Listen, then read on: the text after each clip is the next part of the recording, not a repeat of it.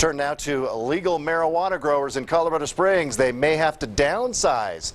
The Marijuana Task Force wants to limit the number of pot plants in a home to 12 because of safety risks.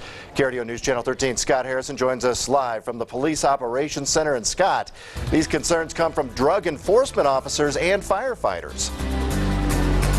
Yeah, that's right, JJ. And all of this is because too many people are taking advantage of the law. And they're doing that by growing far too many plants in places that simply are not equipped for large grows. Springs police say it happens at least a dozen times a month.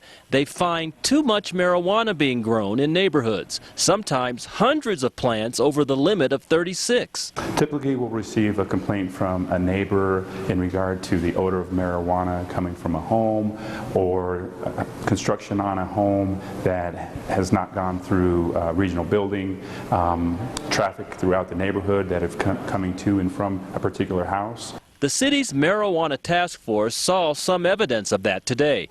Examples of health and safety risks include electrical hazards, bugs, mold, and chemical dangers.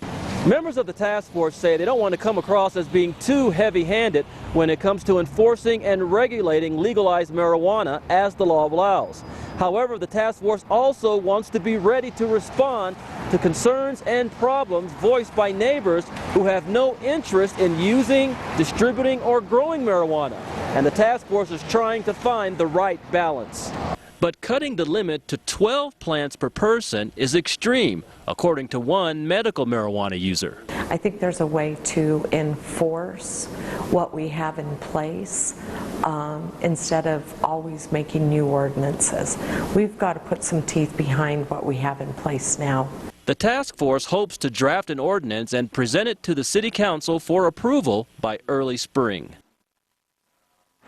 Now, this proposed ordinance also would give the city and police an authority that they do not have currently, which is to assess fines to violators. The task force hopes to have a draft of the ordinance together and ready sometime in March.